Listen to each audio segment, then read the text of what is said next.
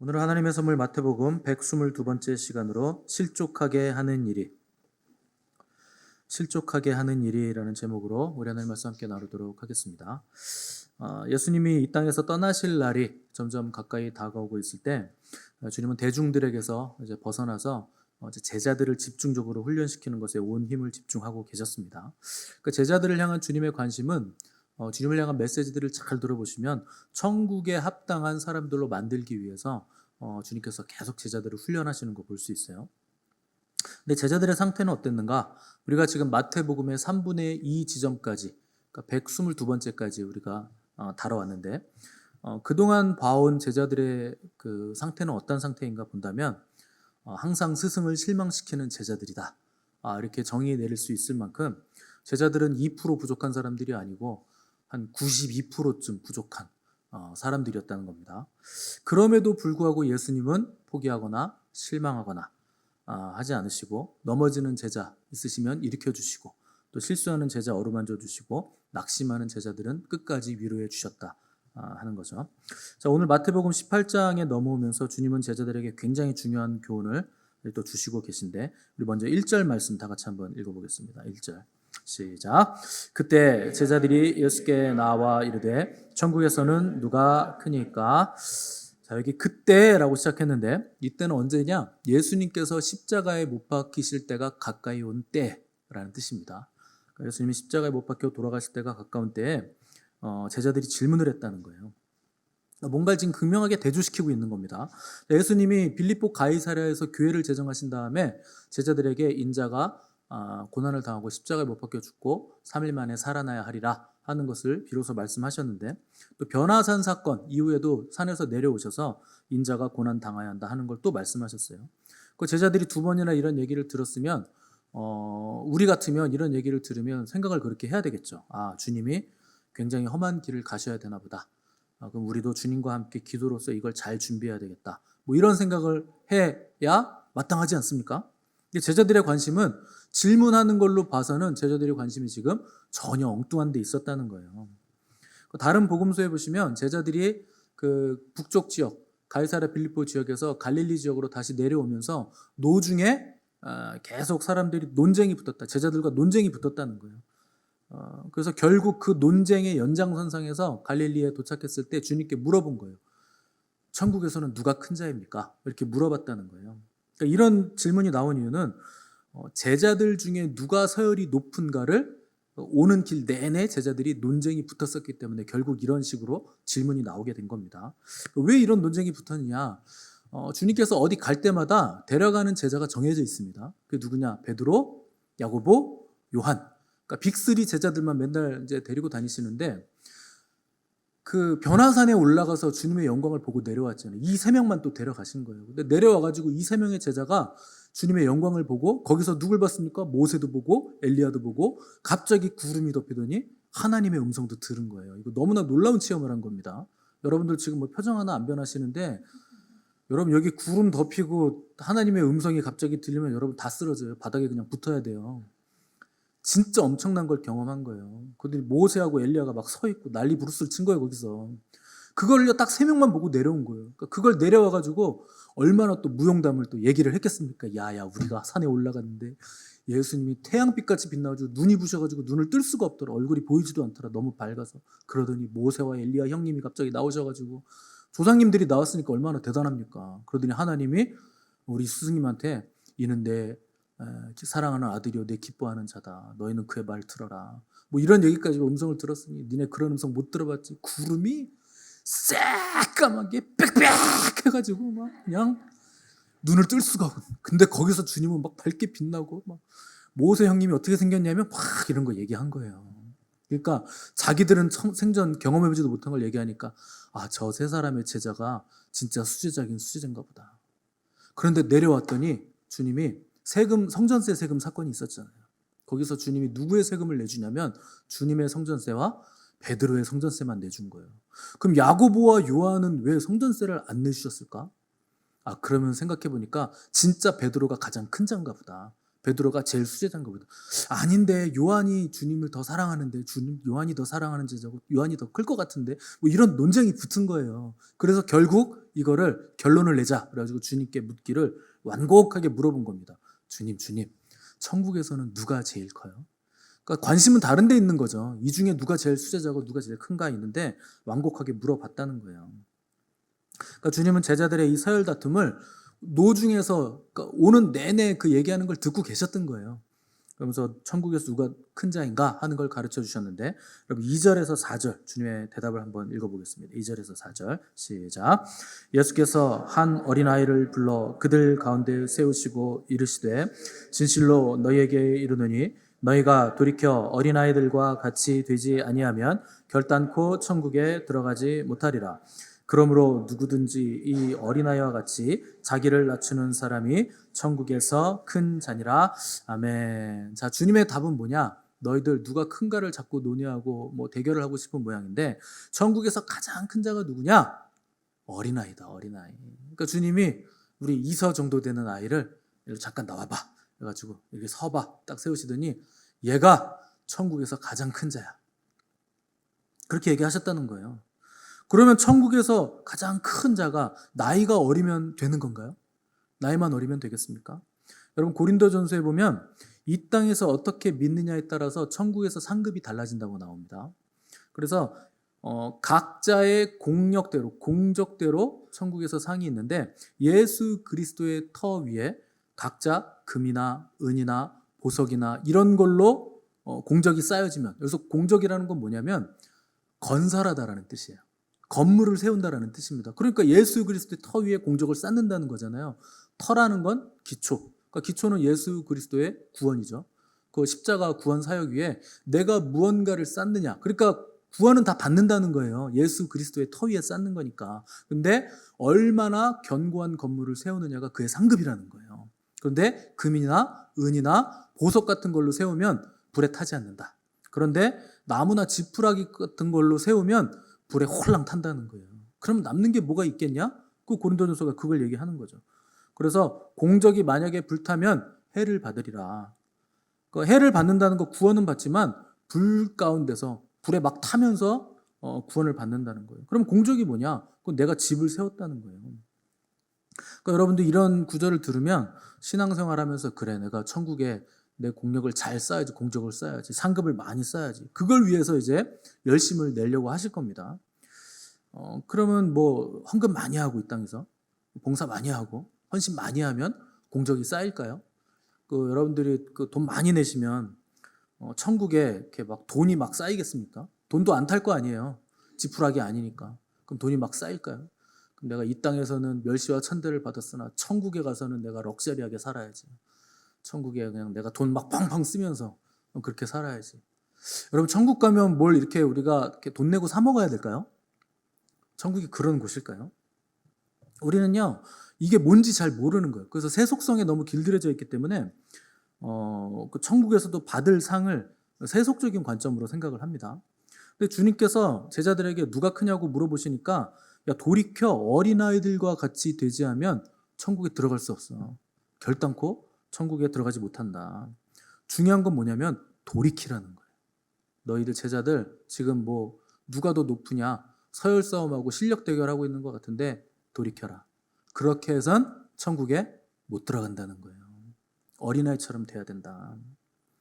천국의 속성상 누가 큰가 경쟁하고 누가 더 높은가를 대결하는 구도에서 돌이키라는 거예요. 그걸로는 안 된다는 거예요. 왜냐하면 경쟁하고 대결하고 천국은 어울리지가 않으니까. 그러면서 주님이 이 어린아이처럼 자기를 낮추는 자가 천국에서 가장 크다. 그래서 여기서 초점은 어린아이처럼 겸손을 얘기하는 겁니다. 겸손한 거. 나이가 어리다고 가는 게 아니고 어리다고 무조건 천국 가는 게 아니고 아이처럼 부모에게 전적인 의존성을 가진 낮아짐. 그 겸손함이 있어야 천국에서 가장 큰 자라는 거예요. 어린아이 잘 보세요. 뭐 서열에 목을 매나요? 우리 소리가 여기서 내가 제일 키가 클 거야 하고 막 까치발하고 이렇게 하는 거 보셨습니까? 그런 거 없어요. 그냥 엄마 아빠만 있으면 다 되는 거예요. 그러면 뭐 아무 문제가 없는 겁니다. 그래서 어린아이 같다는 건 뭐냐면 계급에 목매지 않고 서열에 목매지 않고 내가 대단한 사람이 되려고도 하지 않고 내가 대단하다고 생각도 안 하는 거예요. 그저 부모의 손만 잡고 있으면 그냥 그걸로 족한 겁니다. 하나님 손만 잡고 있으면 그걸로 족한 사람, 그 사람이 천국에선 가장 큰 사람이라는 거예요. 무슨 경쟁적으로 쌓아 올리는 종교적인 행위라거나 그런 게 아니고 겸손과 헌신으로 섬김으로 쌓아 올린 그 공적만 타지 않고 남아있게 될 것이라 하는 거죠. 그래서 우리는 큰 믿음을 갖기 위해서 기도합니다. 많은 사람들이 믿음 좋기를 원하죠. 주님 흔들리지 않는 믿음 주세요. 강하고 담대한 믿음 주세요. 기도 많이 하는데 정작 주님 제가 자신을 낮출 수 있게 해주세요. 겸손하게 해주세요. 이런 기도는 안 하는 거예요. 그냥 큰 거, 대단한 거, 위대한 거 뭐 이런 것만 우리가 기도를 합니다. 그러니까 믿음이 흔들리는 거예요. 흔들리지 않는 믿음은 흔들리지 않는 대단한 믿음 주세요. 이렇게 해서 가질 수 있는 게 아닙니다. 그러니까 믿음은 뭔가를 쌓고 확장시키고 대단한 걸 막 올려가지고 얻는 게 아니에요. 철저하게 주님께 의존할 때 믿음이 생기는 거예요. 믿음이라는 건 믿음의 대상에 대한 신뢰예요. 내가 뭔가를 쌓고 가지고 얻는 게 아니고 강화시키는 게 아니고 내가 믿는 그 믿음의 대상을 철저하게 신뢰해서 그 믿음의 대상에게 나를 던지는 거. 그게 믿음입니다. 그러니까 뭘 자꾸 확장시키려고 하고 강화시키려고 하고 대단해지려고 하는 거, 그런 건 믿음이 될 수 없는 거예요. 예수님께서 우리를 구원하신 방법을 잘 보세요. 가장 비참한 십자가에서 힘없이 맥없이 거기서 돌아가시는 걸 택하신 거예요. 그게 가장 강하다는 거예요. 자기를 비우고 낮추심으로 하나님의 위대한 구원을 이루어내셨다 하는 것을 우리가 기억하고 우리 또한 예수님께서 선택하신 그 방법, 그 길, 우리가 거기로 가야 된다는 거예요. 그 5절 보시면 누구든지 내 이름으로 이런 어린아이 하나를 영접하면 곧 나를 영접하는 거다. 주님 이렇게 말씀하셨습니다. 이거는요, 주님과 우리가 서로 연결되어 있다는 뜻이에요. 주님이 우리 안에 계시고 우리가 주님 안에 있다는 거예요. 그래서 마태복음 25장에 보시면 양과 염소의 비유가 나오잖아요. 마지막 날에 이제 왕이 심판을 하는데 오른편의 양들에게는 너희들 잘했다. 창세로부터 예비한 나라로 들어와서 이제 누려라. 이렇게 얘기하시는데 왜 칭찬을 하셨냐? 너희들이 나를 대접을 잘했다는 거예요. 그러니까 주님을 대접 잘했으니까 너희들은 주님의 나라로 들어와라. 왼편의 염소들에 따집니다. 염소들은 너희들은 나를 대접하지 않았으니까 못 들어온다. 그러니까 염소들이 아니 주님 우리가 언제 주님을 안 대접했어요? 한번 오시지도 않아 놓고서 찾아오신 적도 없잖아요. 이렇게 따집니다. 그때 주님은 너희는 줄인 자, 힘없는 자, 옥에 갇힌 자 그들을 돌보지 않았고 나그네도 너희들은 대접하지 않았다. 그거 거절한 게 곧 나를 거절한 거다. 왜냐하면 그들 안에 주님이 계시고 주님 안에 그들이 있기 때문에 그들을 거절한 건 곧 주님을 거절한 게 된다는 거예요. 근데 그들로서는 억울한 겁니다. 왜냐하면 예수님이 그들에게 직접 오셨으면 자기들도요 예수님 극진히 대접했을 거예요. 그죠? 여러분도 예수님이 찾아오시면 극진히 대접하지 않겠습니까? 얼마나 위대하신 분이시고 대단하신 분이신데 당연히 그분 누구보다 극진히 대접했겠죠. 근데 지나가는 나그네가 와가지고 밥 한 끼 달라고 했을 때 우리는 그걸 안 한다는 거예요. 이 양반아, 내가 지금 주님 오실 시간을 기다리고 대접하려고 준비하고 있는데 내가 지금 자리를 뜰 수가 없는데 어떻게 내가 당신을 대접합니까? 그러면서 홀대했다는 거예요. 그러니까 주님은요 이미 여러 번 그들 앞에 왔다 갔다 하신 거예요. 그런데 아무도 주님을 알아보지 못했다는 거죠. 왜냐하면 우리의 예상과 다른 모습으로 주님은 우리에게 찾아오시기 때문에. 그래서 여러분 서로가 서로에게 친절히 대하는 거 우리가 주님께 친절히 대하는 거예요. 우리가 서로를 돌아보고 귀하게 여기는 거 우리가 주님을 귀하게 여기는 거예요. 여러분 작은 자 어려운 자에게 친절하시기 바랍니다. 그 안에 주님이 계신 거예요. 6절에서 9절 말씀 제가 읽겠습니다. 누구든지 나를 믿는 이 작은 자 중 하나를 실족하게 하면 차라리 연자 맷돌이 그 목에 달려서 깊은 바다에 빠뜨려지는 것이 나으니라. 실족하게 하는 일들이 있음으로 말미암아 세상에 화가 있도다. 실족하게 하는 일이 없을 수는 없으나 실족하게 하는 그 사람에게는 화가 있도다. 만일 네 손이나 네 발이 너를 범죄하게 하거든 찍어내버리라. 장애인이나 다리 저는 자로 영생에 들어가는 것이 두 손과 두 발을 가지고 영원한 불에 던져지는 것보다 나으니라. 만일 내 눈이 너를 범죄하게 하거든 빼어내버리라. 한 눈으로 영생에 들어가는 것이 두 눈을 가지고 지옥불에 던져지는 것보다 나으니라. 아멘. 자, 이 본문은요 너무 살벌한 본문이에요. 이건 진짜 해도 해도 너무한 본문이죠. 만일 손이 범죄하면 찍어버려라. 발이 엄한 대로 가면 발도 그냥 찍어버려라. 손이나 발 없이 영생에 들어가는 게 온전한 몸으로 지옥 가는 것보다 낫지 않겠냐? 눈이 엄한 거 보면 빼버려라. 그냥 숟가락 가지고서 그냥 이놈 눈 그냥 내가 이거를 그냥 오늘도 내가 유튜브 이거 내가 안 봐야 되는데 이걸 또 봤네. 내가 이거 그만 봐야 되는데 주님 내가 일단 오늘은 왼쪽만 뺄게요. 내가 빼버려. 그렇게 하라는 거예요, 여러분. 여러분 손과 발 이렇게 봐보세요. 손발 이렇게 딱. 예수님 말씀을 그대로 적용하면 여러분이 지금 보는 손과 발은 오늘이 마지막이야. 오늘 여러분 또 죄질 거 아니에요. 이제 오늘 그래 삶과 명복을 빈다. 내 손아 오늘이 끝이다. 여러분 도박하시는 분들 보면요, 도박 안 하려고 뭐 자르는 줄 아세요? 엄지손가락 자릅니다. 엄지손가락. 이렇게 이게 엄지 이거 안 하려고 엄지를 자른대요. 저 안 해봐서 몰라요. 이게 엄지가 왜 중요한지. 여러분 엄지를 자르면 안 할까요? 검지가 있잖아요. 검지와 중지가 있지만 여기 이렇게 끼면 되죠. 끼면 이걸로 이렇게 하면 되죠. 그럼 검지도 잘라요. 중지도 잘라요. 약지도 잘라요. 새끼도 다 잘라요. 그러면 안 할까요? 왼손 있잖아요. 왼손이. 그 양손가락 다 자르면 10개 다 자르면 안 할까요? 발가락이 있잖아요. 발가락. 발가락으로도 잡을 수 있어요. 발가락 다 자르면 안 할까요? 혓바닥으로 하면 돼요. 혓바닥으로. 입에 물고 하면 되잖아요. 여러분 손 찢고 발 찢고 혀 자른다고 안 할까요? 그런 게 아니에요. 사람은요, 뭐 조금만 틈만 있으면 다 합니다. 예전에 신라 시대에 김유신이라는 아주 유명한 장군이 있었습니다. 그 금관가야의 마지막 왕손의 증손자. 그러니까 금관가야에서 신라로 넘어가니까 신라 귀족으로, 금관가야의 귀족이었는데 신라 귀족으로 편입이 됐어요. 근데 금관가야 출신이기 때문에 허수아비 귀족 출신이죠. 이름만 그냥 귀족인 거죠. 그러니까 몰락한 귀족인 거죠, 말하자면. 그러니까 사정이 그렇다 보니까 이 김유신이 술과 기생에 빠져서 지냈습니다. 젊은 시절에. 근데 어머니가 이제 눈물 어린 호소로 너 큰일 할 녀석이 그렇게 하면 되겠냐. 공부에 학문에 정진하고 무예에 정진해야지. 그러니까 김유신이 정신을 차리고 다짐을 합니다. 그래, 학문과 무예에 정진을 하자. 그래서 어느 날 오랜만에 친구들을 만나서 이제 회포를 풀고서 말을 타고 집에 가다 깜빡 잠이 들었는데 이 김유신의 충성스러운 말이 늘 가던 기생집으로 김유신을 데리고 갑니다. 당시에 그 김유신이 그 기생집 다닐 때 천관이라는 기생하고 사랑에 빠졌어요. 근데 그걸 끊고 이제 학문과 무예에 정진했는데 잠깐 말에서 존 사이에 말이 아주 충성스럽게 기생집으로 김유신을 데려간 거예요. 그 이제 잠이 깨가지고 술이 깨가지고 정신을 차리고 보니까 천관이 있고 기생집인 거예요. 그래서 김유신이 칼을 빼들어가지고 단칼에 말의 목을 그냥 베버립니다. 벨려면 자기 다리를 베지 왜 엄한 말을 뱁니까? 자기가 가놓고서. 아무튼 뭐 말의 모가지를 뱉대요, 단칼에. 좋은 말이었을 텐데, 충성스러운 말이었을 텐데. 그때 천관이라는 기생이 김유신이 말의 목을 단칼에 베고 집으로 돌아가는 걸 보고 뒤도 안 돌아보고 가더래요. 그래가지고 자기도 시원하게 김유신을 단념했다 하는 얘기가 있습니다. 그만큼 김유신의 결단이 대단했다는 거죠.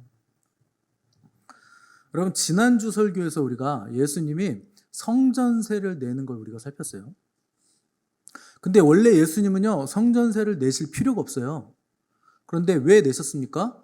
그 성전세를 걷는 자들을 실족시키지 않게 하기 위해서 하나님의 아들 되심에도 불구하고 하나님의 아들됨의 권세를 포기하세요. 그 성전세를 내세요. 오늘 본문에는 제자들이 주님 천국에선 누가 큽니까? 이걸 물어봤어요. 근데 주님은 뭘 말씀하시냐? 여기 어린아이가 큰 자인데 삼가 이 어린아이 하나를 실족하게 하는 자는 차라리 연자 맷돌을 목에 걸고 물에 빠져 죽는 게 낫다.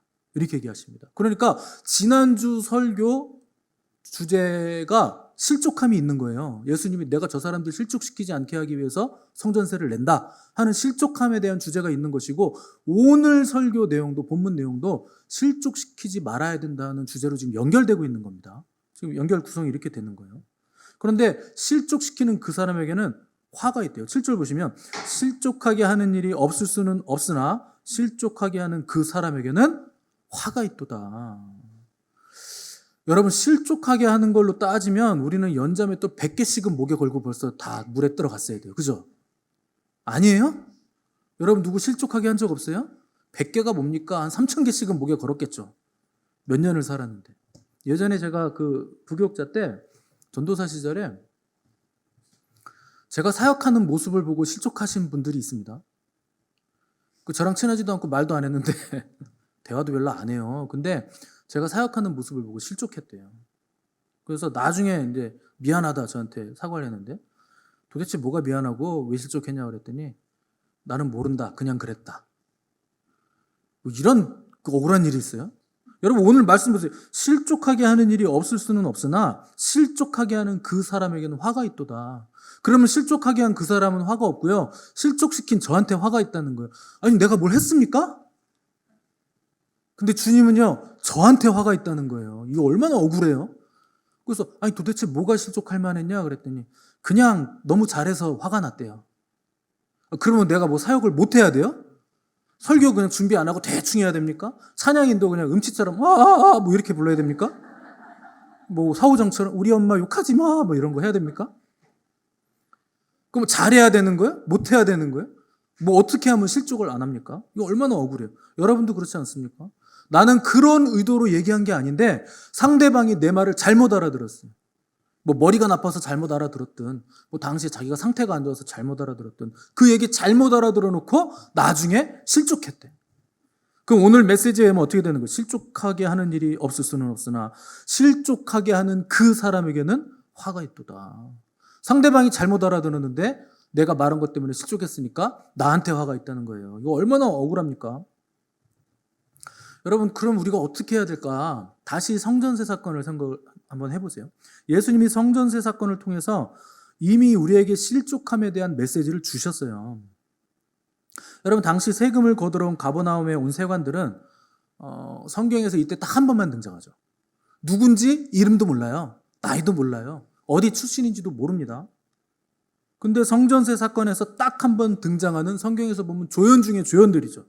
근데 예수님은 스쳐 지나가는 이 조연 같은 사람들마저도 실족시키지 않기 위해서 마음을 쓰시고 자기의 하나님의 아들 되심의 권리를 포기하셨다는 거예요. 그리고 기적을 일으키신 거예요. 그리고 베드로를 시켜서 너 가서 물고기 낚아다가 그 물고기 잡으면 첫 번째 물고기에 1세겔이 있을 거야. 그걸 가지고 너와 나를 위해서 성전세를 내라. 그냥 이런 사람들이 누굽니까? 행인 1, 2, 3, 지나가는 행인 1, 2, 3 같은 사람들인데 그 사람들을 실족할까봐 주님이 기적을 일으키셨다는 거예요. 그 마음을 쓰셨다는 거예요. 그리고 하나님의 아들 되신 자기의 권리마저도 내려놓으시고 포기하셨다는 거예요. 여러분, 이게 실족함에 대한 우리의 태도고 우리의 반응이어야 된다는 거예요. 예수님은 그동안 수많은 기적을 보여오셨죠. 오병이어 기적만으로도 수만 명 먹이셨죠. 근데 그 기적의 빵을 먹은 사람들 다시는 배가 안 고팠습니까? 아닙니다. 다음 날 되니까 또 배고파서 또 주님 찾아다녀요. 또 한 끼 얻어 먹을 수 있을까? 또 기적을 일으켜 주실까? 예수님이 이 땅에서 일으키신 가장 놀라운 기적이 뭔지 아세요? 한 번 하고 많은 기적이 아니에요. 가장 큰 예수님의 기적은 예수님이 하나님 되신 권리를 포기하신 거예요. 이게 가장 큰 기적이에요. 그분이 하나님의 아들이신데 하나님의 아들 되신 권리를 포기하시고 근본 하나님의 본체이신데 자기를 비워서 종의 형체로 낙고나지 이 땅에 오셔서 우리를 위해서 대신 죽어주신 거. 이게 가장 큰 기적이고 가장 큰 헌신이고 가장 큰 낮아짐입니다. 우리도 예수님처럼 해야 된다는 거예요. 내가 권리 주장할 수 있죠. 내가 잘할 수 있죠. 근데 그걸 포기하고 내려놓는 연습을 날마다 해야 된다는 거예요. 근데 제자들은 누가 클까? 누가 서열이 높을까? 이걸로 치열하게 토론하고 경쟁을 하는 거죠. 근데 그렇게 세 사람이 이 사람이 높아, 베드로가 높아, 요한이 높아, 야고보가 높아, 막 추종자도 생기고, 막 당파도 생기고. 그러면 그 제자 그룹 공동체 안에서 마음이 연약한 사람들은요 실족하는 거예요. 아니, 왜 저 사람들이 갑자기 저렇게 서열 싸움을 하는 걸까? 왜 베드로에게 속하고 요한에게 속하고, 마치 고린도 교회처럼 나는 바울에게 속했네, 나는 아볼로에게 속했네, 나는 베드로에게 속했네, 나는 예수 그리스도께 속했네, 뭐 이렇게 당파가 막 생긴다는 거예요. 그러면 그 공동체 안에 있는 연약한 성도들은 실족하는 거죠. 마음의 상처를 받는 거죠. 그걸 하지 말라는 거예요. 베드로도 야, 역시 베드로 네가 수제자다 그러면 아유, 아니야, 나만 제자가 아니고 다 똑같은 제자야. 예수님이 다 사랑하시고 우리 나중에 다 천국에서 똑같이 다스릴 거야. 그리고 나는 나대잖아. 나는 실수가 많잖아. 근데 너는 잘 알아주지도 않고 사람 잘 모르지만 조용하게 주님 잘 섬기잖아. 네가 더 위대. 이렇게 얘기했어야죠. 여러분, 저도 마찬가지입니다. 저는 어렸을 때 사역할 때요, 할 수 있는 거 다 열심히 한 거예요. 그 죄밖에 없어요. 근데 그러면 안 되는 거예요. 그러면 안 되는 겁니다. 할 수 있다고 다 하면 안 돼요. 잘할 수 있다고 다 잘하면 안 돼요. 여러분, 제가 여기서 찬양할 때 찬양 잘 하나요, 제가? 잘 못할 때가 많습니다. 대충 합니다, 대충. 마음과 뜻과 정성을 다해서 주님을 마음으로 높이지만, 그러니까 목소리 멋있게 하고 예쁘게 하고 막 기교 부리려고 안 해요, 잘. 근데 어렸을 땐 그렇게 했어요, 찬양 인도할 때. 가수처럼 부르려고 했어요. 그게 꼴보기 싫었던 거예요. 그러니까 실족한 거예요. 아유, 그 말로 꼴보기 싫었다고 말은 못하고 그냥 실족했다고 얘기한 거죠. 여러분, 다윗 보세요. 사울 왕이 그 골리앗 이기고 와라 그러고 보내니까 골리앗 이기고 왔어요.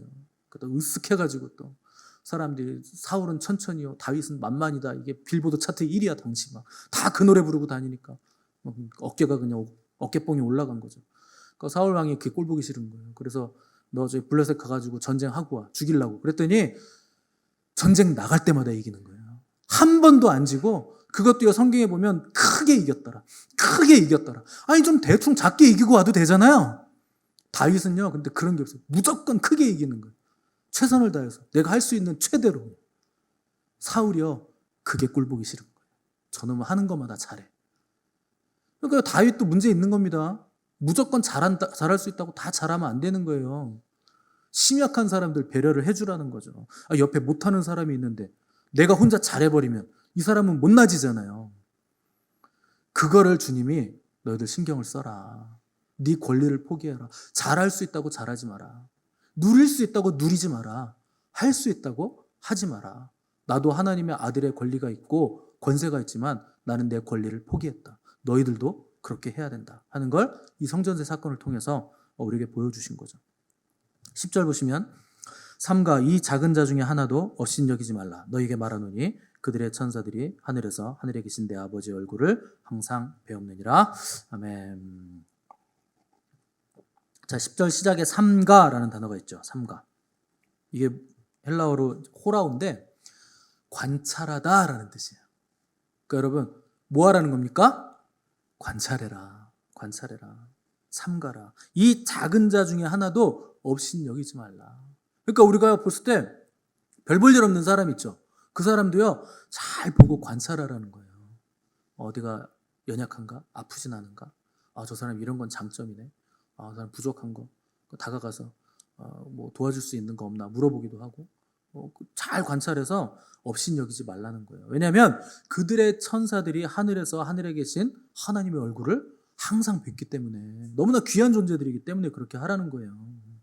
여러분이 아이들 있는데 이 아이들의 천사가요, 항상 아이들을 보호하고 수호천사로 있는 거예요. 그리고 나서 하나님께 왔다 갔다 하면서 하나님의 얼굴을 뵙고, 또 하나님의 명령 받으면 와가지고 또 그 명령대로 수행하고. 천사들이 얼마나 귀하게 생각을 하고 하나님이 얼마나 귀하게 여깁니까? 작으면 작을수록 더 귀한 거예요. 연약하면 연약할수록 더 귀한 거예요. 여러분, 남편들이 아내를 귀하게 여겨야 되는데 왜 귀하게 여겨야 되는 줄 아세요? 연약하니까요. 깨지기 쉬운 존재니까 더 귀하게 여겨야 되는 겁니다. 깨지기 쉬우니까 아유, 저거 맨날 저렇게 저 터지고 다니고 언제 사람 될래? 언제 강해질? 그렇게 하지 말라는 거예요. 원래 태생이 깨지기 쉬운 존재니까, 연약한 존재니까 더 아껴주고 사랑해주고 보호해주라는 거예요. 삼가라, 관찰해라, 주의해라. 요즘 청년들이 결혼을 포기하는 청년들이 많습니다. 그 미디어와 SNS에서 결혼하고서 좋은 집, 좋은 차, 막 좋은 환경에서 사는 거 보여주고 럭셔리하게 신혼생활하는 거 연예인들이 자꾸 보여주니까 저렇게 살지 못할 바야 그냥 결혼을 포기하는 게 낫겠다. 뭐 삼포 세대라 그러잖아요. 그게요, 뭐가 제대로 될 것 같지 않으니까 포기한다는 거예요. 여러분 속지 마세요. 여러분 결혼하는 사람 중에 그렇게 럭셔리하게 신혼생활 시작하시는 분이 몇 프로나 될 것 같으세요? 1%도 안 돼요. 우리는요, 세상적인 가치관에 자꾸 물들어가지고 작은 거의 소중함을 잃어버린 거예요. 여러분 적은 무리됨을 기뻐하십시오. 지금 우리가 적은 무리인 걸 기뻐하셔야 돼요. 예수님이 제자들에게 그러잖아요. 적은 무리됨을 기뻐해라. 너희 적은 무리가 너무나 귀하다. 좁은 길을 가잖아요. 적은 무리 됐다는 건 좁은 길, 진리를 선택했다는 거예요. 그래서 우리가 귀하다는 거예요. 세상은요, 크고 많고 럭셔리한 게 위대한 거라고 자꾸 우리를 속입니다. 근데 여러분, 크고 많으면 썩어요. 그게 인간의 본성이에요. 결혼은 럭셔리함으로 시작하는 게 아닙니다. 사랑과 고귀한 언약으로 시작하는 거예요. 다 갖춘 의리의리한 집에서 살면 뭐 의미가 있습니까? 그러고 나서 뭐 더 이상 뭐 갖출 것도 없이 거기서 맨날 싸움만 하고 있어요. 무슨 소용이 있습니까? 단칸방이라도 서로 사랑하고 위로하면서 조금씩 살림을 장만해 나가는 그 과정 자체가 아름다운 거예요. 다 가지면 무슨 소용이 있습니까? 그 무슨 보람이 있고 무슨 가치가 있나요? 여러분 적은 것을 기뻐하시기 바랍니다. 세상에서 큰 사람 되려고 하지 마시고 천국에서 큰 사람 되시기를 바랍니다. 스쳐 지나가는 사람이라도 그가 실족하지 않을 수 있다면 내가 할 수 있는 거 안 해야 되는 거예요. 내 권리를 포기해야 되는 거예요. 누가 천국에서 가장 큰 자입니까? 나의 권리를 포기하고 낮은 자리에서 겸손하게 섬기는 사람. 그 사람이 천국에서 해같이 밝게 빛나는 사람인 거예요. 그런 사람은 주님이 반드시 기억하시고 반드시 갚아주십니다. 그러면 되는 거예요. 그러면 족한 거예요. 저 여러분의 삶의 자리가 포기의 자리, 낮아짐의 자리, 또 섬김의 자리가 되어서 주님의 영광이 임하는 복된 삶이 되시기를 간절히 바랍니다.